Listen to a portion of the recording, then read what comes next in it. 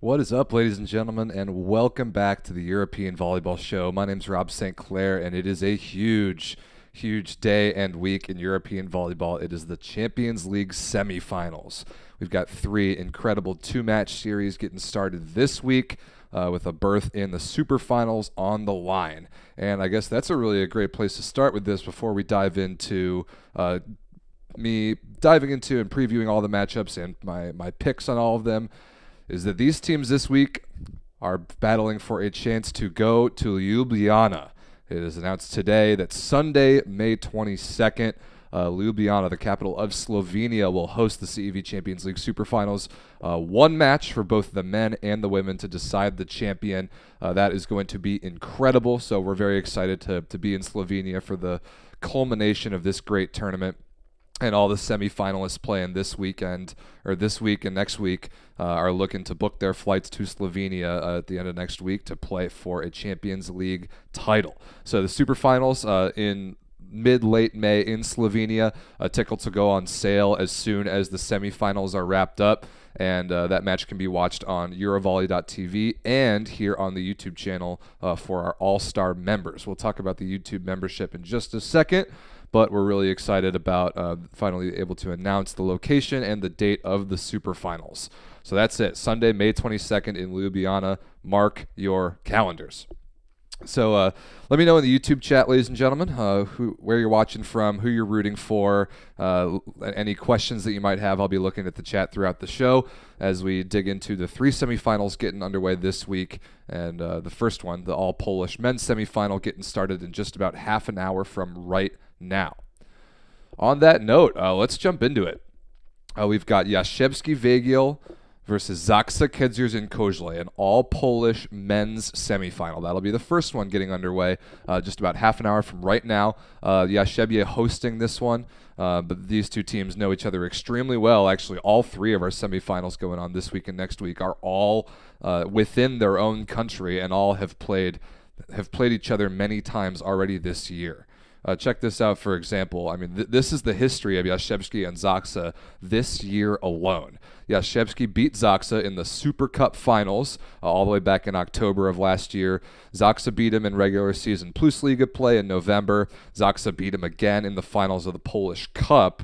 And another interesting thing, along with the match tonight, the match next Thursday, Zaksa and Jastrzebski will play again, actually on Monday, this coming Monday, April 3rd, in just regular season Plus Liga play. So Zaksa and Jastrzebski are playing each other 3 times in the next 8 days, which is crazy. It's like you're going to know your opponent so well by the end of a series like that. And I personally really think that when you know somebody that well, when you have so much data on them, so much film, so much scouting that can be done, the better team really ends up showing that they're the better team when the teams are so familiar with one another. So that's the breakdown of what Jastrzebski and Zaksa have done against one another so far this year, and that those still many chapters in that rivalry yet to be written.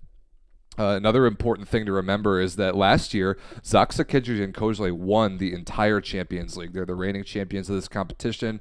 They had just an incredible Cinderella run last year, beating Lubeci Vidinova, beating Zenit Kazan, and then eventually beating ITAS Trentino in the finals. Just an unbelievable run. But Zaksa did not win the coveted triple crown of sorts. Like the best thing you can do in club volleyball is win your domestic cup tournament, your domestic championship, and Champions League. Zaksa did not win their domestic league. They lost to Jastrzebski Węgiel in the finals of the Polish Plus Liga playoffs last year. And you better believe that those Zaksa players that are still there from that team last year, which is most of them, at least 4 of their starters, they remember that, and they have no love lost for this Jastrzebski team, and they desperately want to beat this Jastrzebski team in revenge for what happened in last year's Polish playoffs. Jastrzebski, meanwhile, having a pretty good year. They've actually recently overtaken Zaksa for first place in the Plus Liga domestically. They won the league last year, and they didn't get to finish their Champions League campaign last year because of a couple COVID outbreaks. So they felt like their Champions League season last year was taken away from them. And this year, they are taking advantage of the opportunity, beating Lube Civitanova in the quarterfinals, which absolutely nobody saw coming, myself included. That was definitely an upset. And Jastrzebski played unbelievably well in that two-match series and were pretty clearly the better team there. So just going position by position really quick. One that immediately jumps off the page is Benjamin Toniutti, the setter for Jastrzebski. Obviously played for Zaksa last year. Came over to Jastrzebski in the offseason, and that was just a huge move. Toniutti was really the heart and soul of that Zaksa team last year, ran that just iconic Zaksa offense that we kind of fell in love with and was a part of their identifiable and unique play style last year. He jumps over to Jastrzebski this year and is trying to instill sort of a same style of offense. So elsewhere for Jastrzebski, you've got Tomasz Fornal and Trevor Klevino on the outsides, both extremely good. Fornal was unbelievable in that Lube series. Jan Hadrava at opposite is having a really good year, and particularly the last month or two. He's been excellent lately. He was just destroying the Lube Civitanova block in that quarterfinal. They really had no answer for him. But if he happens to not have all that great of a match, they have Stéphane Boyer coming off the bench, an Olympic gold medalist there from France, so that certainly helps. Jakub Popivchak at libero for Jastrzebski is a libero that not enough people talk about, in my opinion. He hasn't seen a lot of Polish national team play, but he is a top 10 libero in the world, in my opinion, just not all that many people know about him. So him and Eric Shoji head-to-head in the libero matchup is a really fun one for me. And then in the middle is where it gets interesting for Jastrzebski. They've got Wisniewski, one of their starters, but Yuri Glader has been dealing with an injury the last month or so. I don't expect him to play today, but there is a decent chance that Glader is able to play next week in the return leg of the series. So it'll probably be Masira is the backup middle's name, who played pretty well against Lube in a very difficult matchup against the likes of Robert Landy Simon. But on the Zaksa side, I expect Norbert Huber and David Smith to have a little bit of an advantage in the middle for Zaksa. Elsewhere for Zaksa, they pick up Marcin Janusz to set in Toniutti's place this year, and he's been a pretty nice drop-in replacement. He can't run quite as fast of an offense or as diverse of an offense as really only Toniutti can, but a lot more size, so much less of a liability in the blocking phase, Janusz versus Toniutti. And then you still have the elite wings. Kamil Semeniuk, Alexander Slivka at the outsides, and Łukasz Kaczmarek at opposite. Those three were really the engine of that Zaksa team last year that went all the way to winning the Champions League. The play style that those guys have, the speed, the shot diversity, the intelligence, the maturity of just being able to recycle a ball into the block and get it covered and just make the right choice all the time and all three wings and out of the pipe really defined that Zaksa play style last year. And I really think that those three players are going to be enough for Zaksa to win this series. Zaksa is my pick over Jastrzebski in this series. I think there's some serious golden set potential here. Of the three semifinals that we'll talk about today, this one might have the most golden set potential because of how evenly matched this is. And we showed earlier. Let's look at it again. These two teams have gone back and forth this year. They know each other so well. But even with Benjamin Toniutti, the legend, just such a remarkable player and who just really controls both sides of the net when he has the ball in his hands. Even with him running the offense for Jastrzebski, I think the wing ability and just the talent on the wings and the decision-making on the Zaksa side is going to be enough for them to win this series. So Zaksa is my pick. I expect it to be extremely exciting, and that will be the first match getting underway this evening in just about 20 minutes. So I'll take a break here to read through the chat really briefly. How are we supposed to become members to watch the match? Okay, good time to talk about it. In addition to Eurovolley.tv, which you can always pick up a subscription for to watch every match all Champions League season long, something that the CEV is doing now is pioneering this YouTube membership idea. And there are two levels to the YouTube membership. You can join the squad. That's the most base level. You get some cool emojis to put in the chat. You get early access to videos, members-only polls, like priority access to comments and replies, and So for only 99 cents, or I think 0.99 euro, it's 99 cents USD where I happen to be in the world. But that you get just priority access to just about everything here on the CEV YouTube channel. But one level deeper than that, if you want to become an all-star member of the squad, that'll cost you $4.99 only, and that gets you access to all members-only live streams here on the YouTube channel, including all 3 of this week's semifinal matches. So you can click on the links in the description here, or the link in the chat that the CEV Split European Volleyball has posted. $4.99 will get you access to all members-only live streams, including all the semifinals and the superfinals matches here on YouTube, in addition to Eurovolley.tv. So that is how you can watch. If you're looking for the link to that, it's in the description. Also, you can press the big button that says join. You join next to the subscribe button. Subscribing is free. You should have already done that by now. But if you join the YouTube channel as a member of the All-Star Squad, you will get access to all members-only live streams, including all the semifinals this week.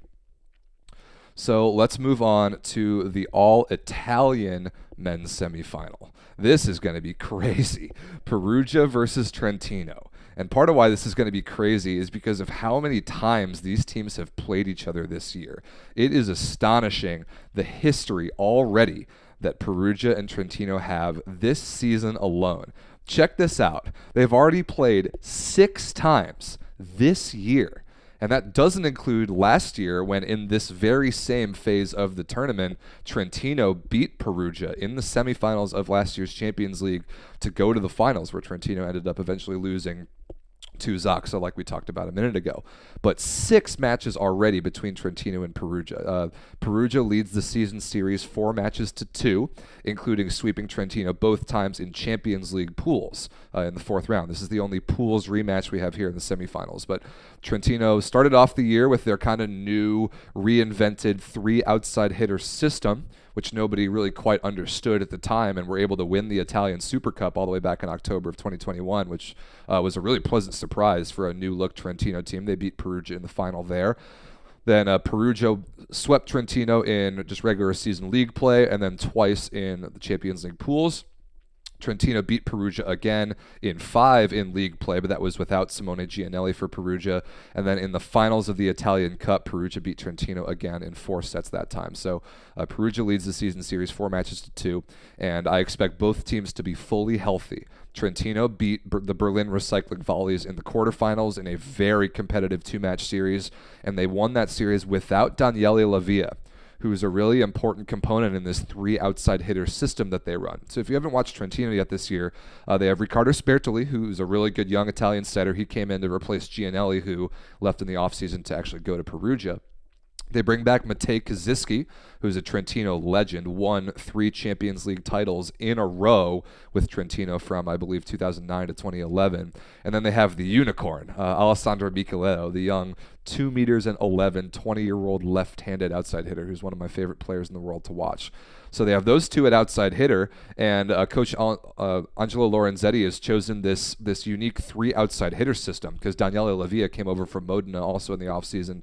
He lines up as the opposite across from the setter Spertoli, but he attacks on both wings, both the right and the left, and out of the pipe, and he'll come back and pass every so often and serve receive, and Micheletto and Kaziski just kind of rotate around as well. So it's really a hybrid sort of offense where they just put whichever rotation they're in, they just decide based on the matchup or on comfort level or whatever, which wing player is going to go where. It's really interesting. It's a fascinating way to play the game. They're the only team right now in like elite level European club volleyball who runs their team like this, and it has really, especially early in the year, it took the rest of Europe a lot of time to kind of figure out how to defend against that. Lavia is an important component of it, mostly because he's such an outstanding blocker on both wings. And then you have Micheletto and Kaziski, who are very good passers, blockers, attackers, and servers. So they're really just well-rounded and good at everything as Trentino, in addition to being amazing in the middle with the Serbians Marko Pedrašin and Srećko Lisinac. So Trentino really well-rounded and a fascinating play style. But Perugia has largely figured them out, in my opinion. After that loss in the Super Cup finals, and then without their starting setter, they lose in 5 in the regular season. Perugia has, in general, dominated Trentino this year. Wilfredo Leon is the best player in the world. This isn't news to anybody. But this year, he has some support around him. Perugia had a massive offseason. They bring in Simone Gianelli to set from Trentino. That is a huge, huge upgrade over Dragan Travica. They bring in Matt Anderson to play the outside hitter spot. It's just an amazing, amazing world-class player who can play both wings. They bring in Kamil Rykliski from Lube at opposite, who's had an outstanding year. They have Ole Plotnicki, who's probably the best third outside hitter in the game, who can come in and rip 3 aces in a row just at a moment's notice. Massimo Colaci, elite level libero, Sebastian Solé in the middle, and then Stefano Mengozzi, I assume, will get the start for Perugia in the middle, and he's been a big storyline for them as well, coming over from Ravenna in the offseason and playing really quite well, and kind of unexpected for most. But just the Gianelli factor is huge for me for Perugia. Just the offense that he can run and his ability to deliver Leon the ball that Travica last year just couldn't really figure out makes Perugia, a completely different team, especially because you also have Rykliski and Anderson, such that other teams can't just full out sell their blockers to try and stop Wilfredo Leon. Otherwise, Rykliski and Anderson will destroy you. So Gianelli has so many weapons in addition to being one of the best setters in the world that he's able to control opposing blockers and defenders that much more when his team's in system and even out of system because he's so good. Also, Perugia is probably the most, if not the most, one of the most dangerous serving teams in the world. Anderson, Rykliski, Leon, incredible weapons from the service line. Plotnicki off the bench, Gianelli even, vicious from the service line. So that's a key matchup for me in this series this week and next week is can Trentino survive in service reception? If it kind of depends on Perugia's ace to error ratio. If they're just ripping from the service line and they can really take Trentino out of system, I think Perugia's got a great chance. But if Trentino can either get lucky and have Perugia on a day where they make a lot of errors, or if they can pass the ball well enough to be in system, we could have a very competitive series on our hands here.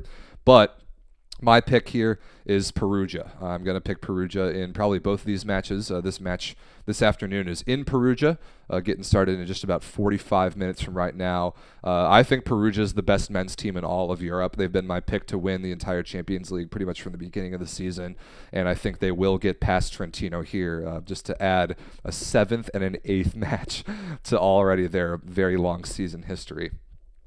Also, I'll be commentating this match, so if you pick up an all-star membership here on YouTube or you're subscribed to Eurovolley.tv and you want to watch this all-Italian men's semifinal, you will hear me on the commentary, which I'm very, very excited about. So Perugia's my pick here. I've got Perugia and Zaksa in the finals on the men's side right now, but both these series are going to be extremely competitive. It's what Champions League is really all about.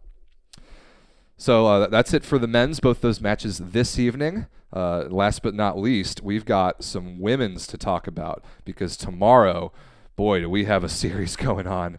Vakifbank Istanbul versus Fenerbahce Istanbul.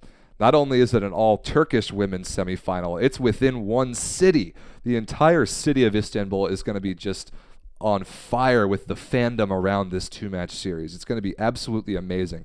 I cannot wait to watch Vakifbank and Fenerbahce go at it tomorrow evening. Their series history this year so far, Fenerbahce beat Vakifbank the first time on the year in October in regular season play in Turkey.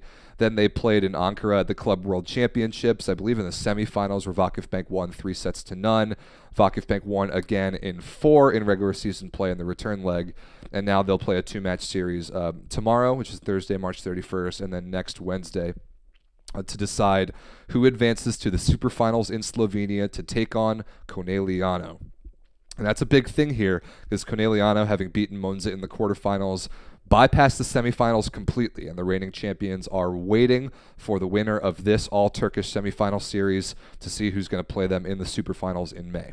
And like we talked about last Champions League and this Champions League, really the entire women's volleyball club world has revolved around the Vakifbank versus Conegliano head-to-head battle.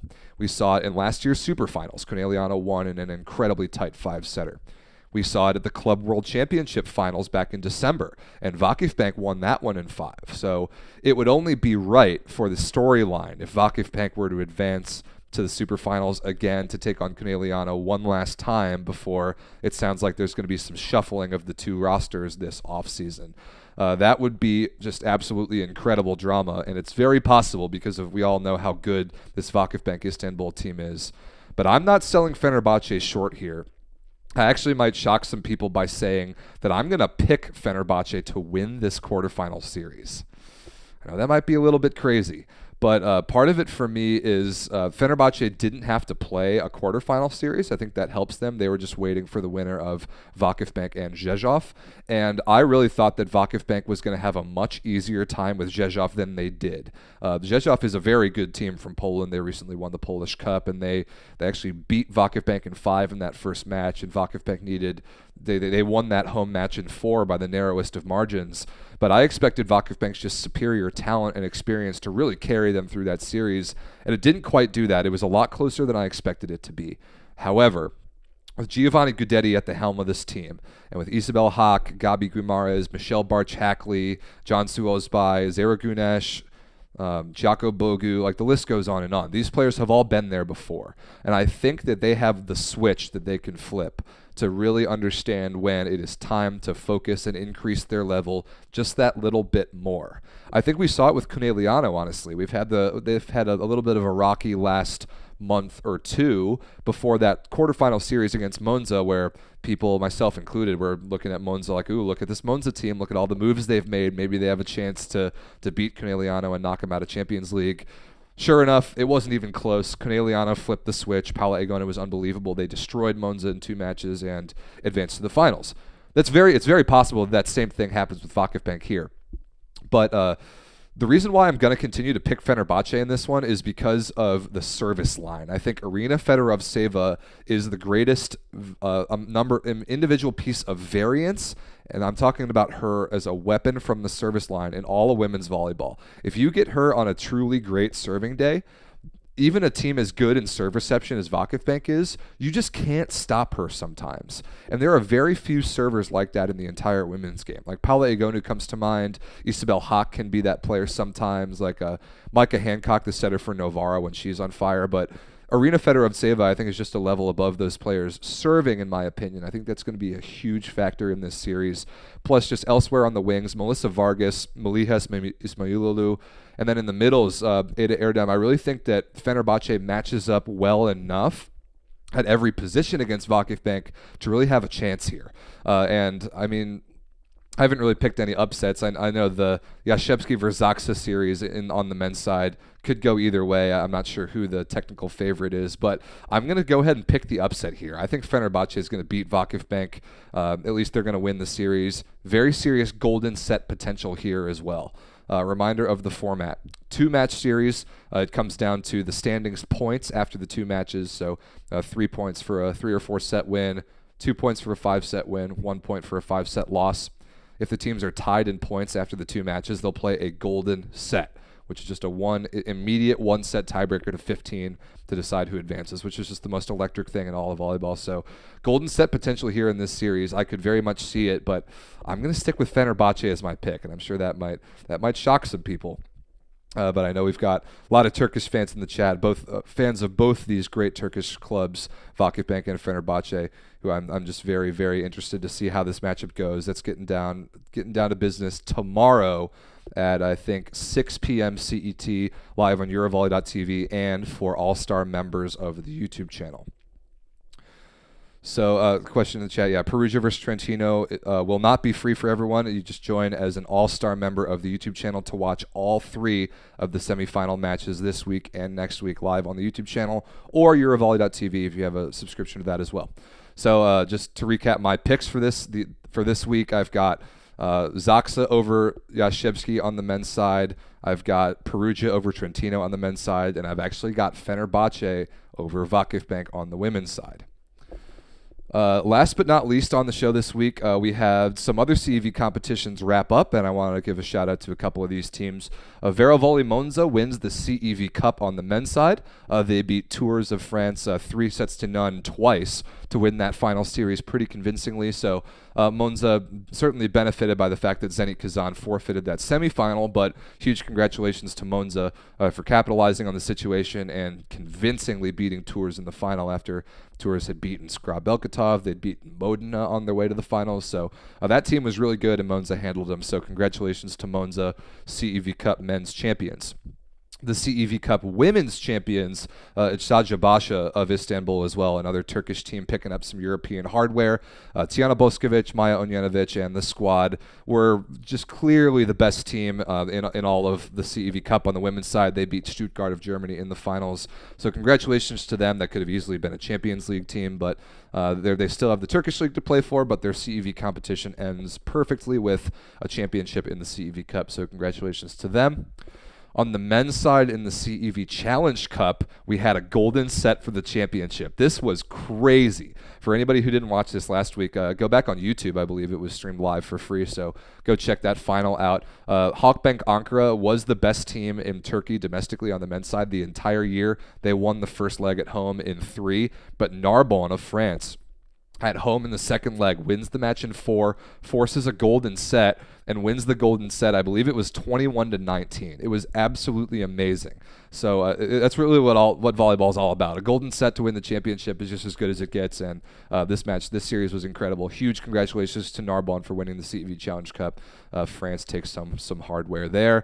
And then the Women's CEV Challenge Cup wrapped up with Scandicci of Italy winning that competition. This was never close. They pretty soundly destroyed Tenerife from the Canary Islands of Spain in the finals. Scandicci was just by far the best team in all of Challenge Cup this whole year. It was pretty much a foregone conclusion. They were going to go home with some championship hardware, and they did, so congratulations to Scandicci.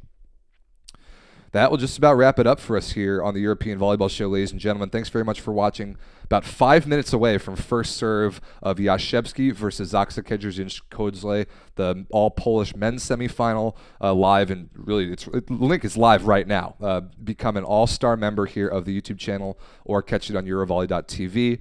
Then in about half an hour, I will be commentating the all-Italian men's semifinal, Perugia versus Trentino, and then very much looking forward to the all-Turkish women's semifinal tomorrow, Vakifbank versus Fenerbahce.